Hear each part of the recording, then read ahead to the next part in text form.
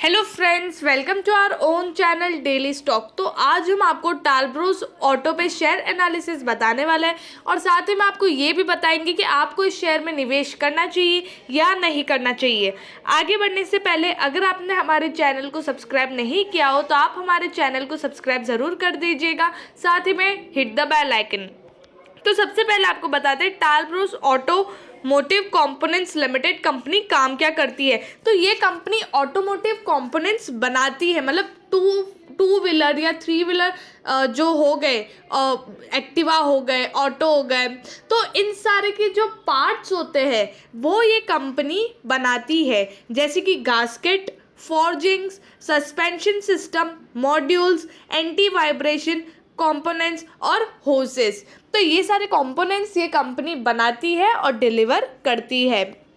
Company data की बात करें तो मार्केट कैप है 482 करोड़ 65 लाख। तो ये एक स्मॉल कैप कंपनी है जिसका इंडस्ट्री का पीए 62.93 और कंपनी का पीए 8.17। तो ये आपको इंडस्ट्री के पीई से कम प्राइस पे मिल रहा है और बुक प्राइस भी अगर आप देखें तो 1.95 टाइम्स पे आपको ये शेयर मिल रहा है, मतलब ऑलमोस्ट 2 टाइम्स पे आपको ये शेयर मिल रहा है।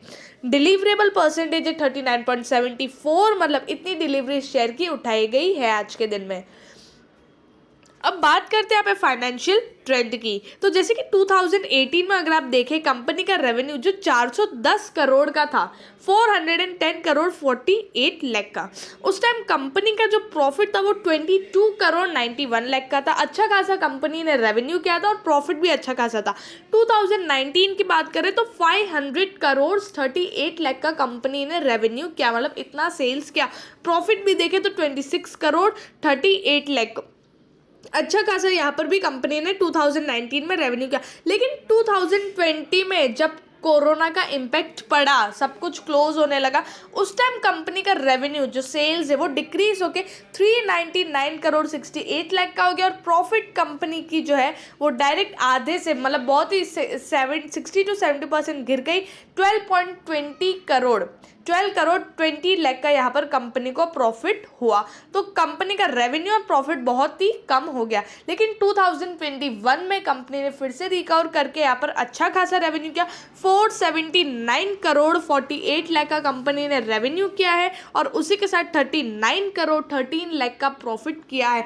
पिछले 3 साल से अगर कंपेयर करें तो कंपनी ने सबसे ज़्यादा रेवेन्यू किया है। और जो अगर आप देखें तो 399 से 479 करोड़, तो अच्छा खासा कंपनी ने रेवेन्यू भी किया है। तो कंपनी का फाइनेंशियल ट्रेंड काफ़ी बढ़िया है।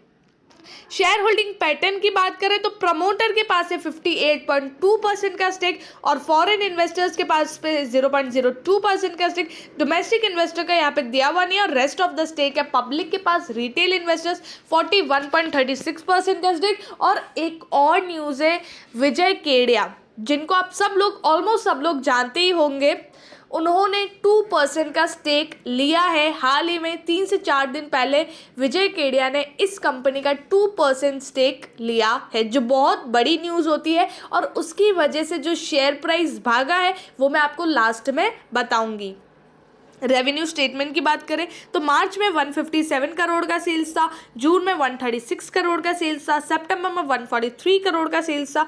नेट प्रॉफिट की बात करें तो मार्च में 24 करोड़ का कंपनी का प्रॉफिट था, क्योंकि यहाँ पर जो एक्सपेंडिचर्स है वो कम हुए थे और साथ में जो उसकी वजह से, और उसी के साथ नहीं, एक्सपेंडिचर तो उतने ही हुए थे लेकिन earning before interest and tax से वो यहाँ पर ज़्यादा हुआ है और उसके बाद इंटरेस्ट टैक्स डिडक्ट करके तो इतना कंपनी ने यहाँ पर नेट प्रॉफिट किया है। जून में अगर आप देखें तो जून और सितंबर में दोनों में कंपनी ने 88 करोड़ का यहाँ पर रेवेन्यू प्रॉफिट किया है। तो ये कंपनी का ओवरऑल रेवेन्यू स्टेटमेंट है जो अच्छा खासा है।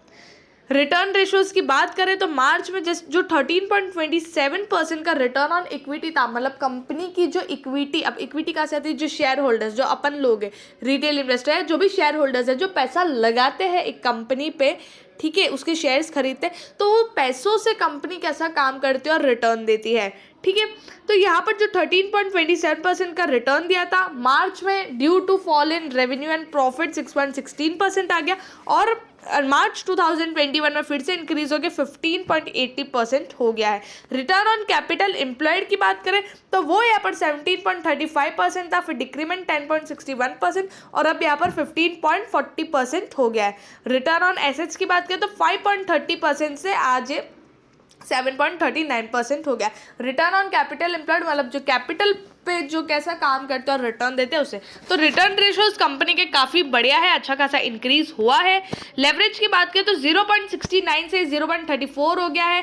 डेट यहाँ पर कंपनी का बहुत कम हो गया है। इंटरेस्ट कवरेज रेशियो देखें तो इंक्रीज हो रहा है, मतलब इंटरेस्ट पे करने की कैपेबिलिटी कंपनी की बढ़ रही है। तो यहाँ पर ओवरऑल कंपनी फंडामेंटल ही देखें तो काफ़ी बढ़िया लग रही है और बहुत ही बढ़िया है।